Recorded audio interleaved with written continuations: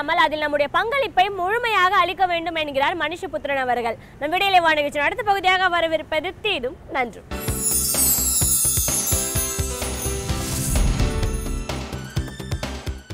வணக்கம் நண்பர்களே, இன்னும் ஒரு இனிய காலை பொழுதில் தீதும் நன்றும் நிகழ்ச்சியில் உங்களை சந்திப்பதில் மிக்க மகிழ்ச்சி அடைகிறேன். மேகி நூடுல்ஸிற்கு விதிக்கப்பட்ட தடை என்பது நீக்கப்பட்டிருக்கிறது. இப்போது அதற்கு பதிலாக, தடைக்கு பதிலாக ஒரு அபராதம் வசூலித்து கொண்டு அவர்களை தொடர்ந்து செயல்பட அனுமதிக்கப் போவதாக மத்திய அரசு கூறி வருகிறது. இதற்கிடையில் தமிழகத்தில் இந்த துரித உணவுகள் சம்பந்தமாக மேற்கொள்ளப்பட்ட பல ஆய்வு முடிவுகளை வெளியிடாமல் தமிழக அரசு தாமதித்து வருகிறது, மறைத்து வருகிறது. ஏன் அந்த முடிவுகளை தமிழக அரசு வெளியிட மறுக்கிறது என்பதற்கான காரணங்கள் நமக்கு வெளிப்படையாக தெரிந்ததுதான். இந்த சூழ்நிலையில் ஒரு மேகி நூடுல்ஸிற்கு சில வாரங்கள் தடை விதிப்பதும் பிறகு வேறு காரணங்களின் அடிப்படையில் அந்த தடையை நீக்குவதுமாக இந்த விளையாட்டு இதோடு நின்றுவிடப் போகிறதா, அல்லது நாம் உண்மையிலேயே ஜங்க் ஃபுட் என்று சொல்லக்கூடிய துரித உணவுகள் சம்பந்தமான ஒரு கொள்கை முடிவை எடுக்கப் போகிறோமா என்பது மிக மிக முக்கியமான ஒரு கேள்வி. ஏனென்றால் இன்றைக்கு இந்திய சந்தைகளில் பல்லாயிரம் கோடி ரூபாய் மதிப்புள்ள வர்த்தகத்தை இந்த துரித உணவுகள் நடத்தி கொண்டு வருகின்றன. அதாவது பாக்கெட்டுகளில் அடைத்து விற்கப்படக்கூடிய ஸ்நாக்ஸுகள், வேறு பல உணவுப் பொருள்கள், இவை எல்லாமே எந்த விதத்தில் உடலுக்கு பெரும் தீங்கு விளைவிக்கின்றன என்பதை பற்றி மிக வெளிப்படையாக ஏராளமான தரவுகள் நம் முன்னால் வைக்கப்பட்டிருக்கின்றன.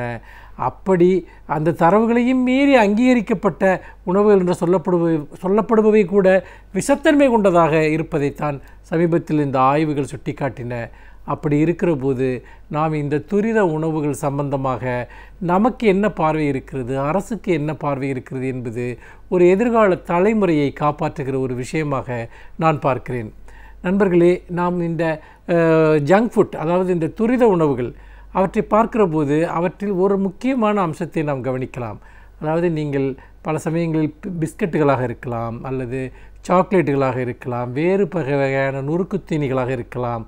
நீங்கள் எப்போதாவது யோசித்து பார்த்திருக்கிறீர்களா அந்த பொருள்கள் ஏன் கெடாமல் இருக்கின்றன என்று? அப்படி கெடாமல் இருப்பதற்காக அவற்றில் ஏன் பூச்சிகள் வருவதில்லை, அவற்றில் ஏன் வண்டுகள் வருவதில்லை என்று எப்போதாவது நீங்கள் யோசித்து பார்த்திருக்கிறீர்களா? உண்மையில் அவை பதப்படுத்தப்படுகிற விதத்தில் பூச்சிகளை அண்டவிடாமல் செய்வதற்கான சில ரசாயனங்கள் சேர்க்கப்படுகின்றன. கிட்டத்தட்ட பூச்சிக்கொல்லு மருந்துகளை போன்றவை தான் அவை. அவை நம்முடைய குடலில் சேர உடலில் பல்வேறு விதமான நோய்களை அவை ஏற்படுத்துகின்றன. இதய நோயிலிருந்து நீங்கள் சிறுநீரக கோளாறுகள், அதே போல் நீரிழிவு நோய், இப்படியாக எண்ணற்ற நோய்கள். இன்னொன்று, அதிகப்படியான ஒரு கொழுப்பை உருவாக்கக்கூடிய பொருள்கள் இந்த துரித உணவுகளில் இயல்பாகவே இருக்கின்றன. அதாவது நீங்கள் மிக அதிகமான கொழுப்புச்சத்து உடலில் சேர்கிற போது அதனுடைய பக்க விளைவாக பல நோய்கள் உங்களுக்கு உடனடியாக ஏற்படுகின்றன. அப்படி இருக்கிற போது நாம் எப்படி இந்த பொருள்களை கெட்டுப்போகாமல் வைத்திருப்பது என்பதை இந்த உணவுகளினுடைய ஒரு தகுதியாக பலரும் நினைக்கிறார்கள். அதாவது இயற்கையில் கிடைத்த ஒரு பொருள் என்பது ஒரு குறிப்பிட்ட காலத்திற்கு பிறகு போனால்தான் அது நல்ல பொருள். அதாவது கெட்டுப்போவது தான் இயற்கையான ஒரு விதி. அப்படி இல்லாமல் நீங்கள் இயற்கையாக கெட்டுப்போகக்கூடிய பொருள்களை ஒரு குறிப்பிட்ட கால அளவிற்கு மேல் கெடாமல் பாதுகாப்பதற்கு நீங்கள் பயன்படுத்துகிற ரசாயனங்கள் என்பது உடலை கெடுக்கக்கூடிய ஒன்றாக, உடலை நீங்கள் பாழ்படுத்தக்கூடிய ஒன்றாக இருப்பதை நாம் பார்க்கிறோம். இப்படிப்பட்ட உணவுகள் காரணமாக இன்றைக்கு பருமன் என்பது இளைஞர்களுடைய, சிறார்களுடைய மிகப்பெரிய பிரச்சனையாக இந்த நாட்டில் மாறி இருக்கிறது. நீங்கள் சாதாரணமாக பார்க்கலாம், மிகச்சிறு வயதில் மிக பெரிய அளவிற்கு நீங்கள் உடல் பருமன் கொண்டவர்கள் ஏராளமாகிவிட்டார்கள். அவர்கள் ஓடுவது, விளையாடுவது இதெல்லாம் கடினமாகிவிட்டது. சிறு வயதில் வரக்கூடிய இதய நோய்கள் என்பது பெரிய அளவிற்கு இன்றைக்கு அதிகரித்திருப்பதாக மருத்துவர்கள் தொடர்ந்து சுட்டி காட்டுகிறார்கள். அதன் காரணமாக உடல் நோய்களுக்கும், அதேபோல் சிறு வயதில் நீரிழிவு நோய்க்கு ஆட்படுவதும் இன்றைக்கு அதிகரித்திருக்கிறது. இதற்கெல்லாம் மிக முக்கியமான காரணம் இந்த ஜங்க் ஃபுட் என்று சொல்லக்கூடிய துரித உணவுகள், அந்த ரசாயன முறைப்படி பதப்படுத்தப்படுகிற உணவுகள் என்பதில் எந்த விதமான சந்தேகமும் கிடையாது. இந்த பொருளை சாப்பிட வேண்டியதன் அவசியம்தான் நமக்கு என்ன என்பதை நாம் யோசித்து பார்க்க வேண்டும். ஏனென்றால் இந்த பொருள்களை சாப்பிடுவது என்பது ஒரு நாகரிகம், ஒரு மோஸ்தர், அது ஒரு ஸ்டைலிஷ் என்று சொல்லக்கூடிய அளவிற்கு இன்றைக்கு அது ஒரு பண்பாட்டு விழுமியங்களினுடைய ஒரு பகுதியாக இந்த துரித உணவுகள் மாறிவிட்டன.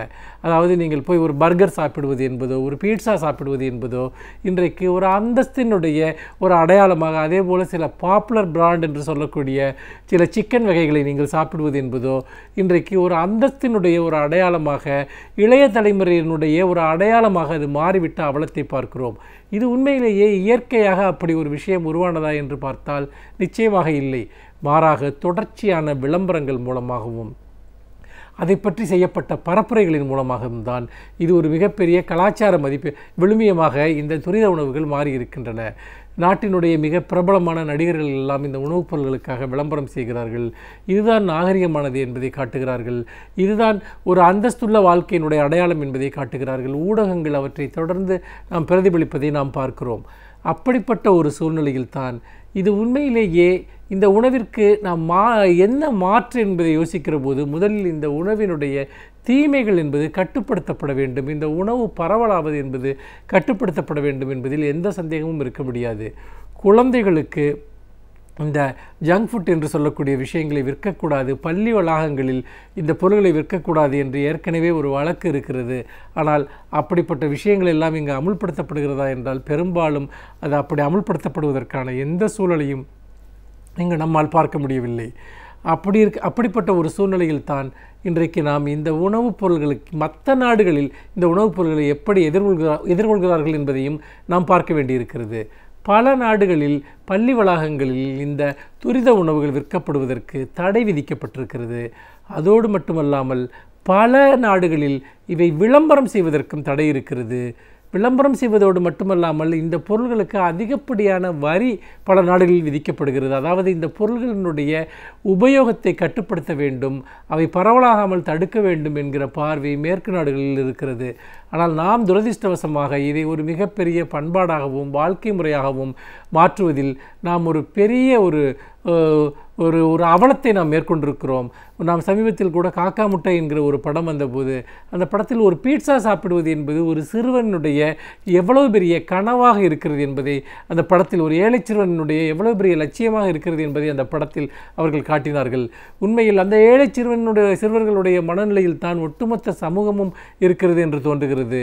இப்படி தீங்கு பயக்கக்கூடிய உணவு முறைகளை சாப்பிடுவதுதான் பண்பாட்டின் அடையாளம் என்று நினைப்பது என்பது தற்கொலைக்கு சமம். இதில் நாம் வருத்தப்பட வேண்டிய இன்னொரு விஷயம் என்னவென்றால், இந்தியாவிலேயே பலதரப்பட்ட தானியங்களை கொண்ட ஒரு நாடாக இந்தியா என்பது உலகத்திலேயே இருந்து கொண்டிருக்கிறது. அப்படிப்பட்ட ஒரு சூழ்நிலையில் நாம் இந்த நொறுக்குத்தீனிகளாகவும் உணவாகவும் பயன்படுத்தப்படுவதற்கு விதவிதமான சுவையுள்ள தானியங்கள் நம்முடைய மரபில் இருக்கின்றன. அவற்றையெல்லாம் நாம் இன்றைக்கு அழிய விட்டு கொண்டிருக்கிறோம். இயற்கையான முறையில் தயாரிக்கப்படக்கூடிய தானியங்கள் நொறுக்குத்தீனிகள் என்பது கிடைப்பதற்கு அரிய பொருளாக இருக்கிறது. பெரிய சந்தைகளில் பெரிய கடைகளில் அவை விற்கப்படுவதில்லை.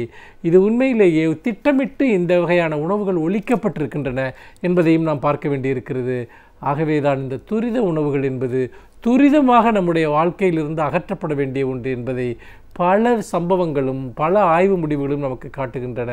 ஒவ்வொருவரும் தம்மளவில் நாம் இதை தொடங்கினால் நிச்சயமாக இது நாடு முழுக்க ஒரு மிகப்பெரிய இயக்கமாக மாறும். மாற்று உணவு முறைகளை, இயற்கையான மரபான மாற்று உணவு முறைகளை வளர்த்தெடுப்பதை நாம் ஒரு மிகப்பெரிய இயக்கமாக மேற்கொள்ள வேண்டும் என்று சொல்லி மீண்டும் இன்னும் ஒரு புதிய சிந்தனையோடு உங்களை சந்திக்கிறேன். நன்றி, வணக்கம்.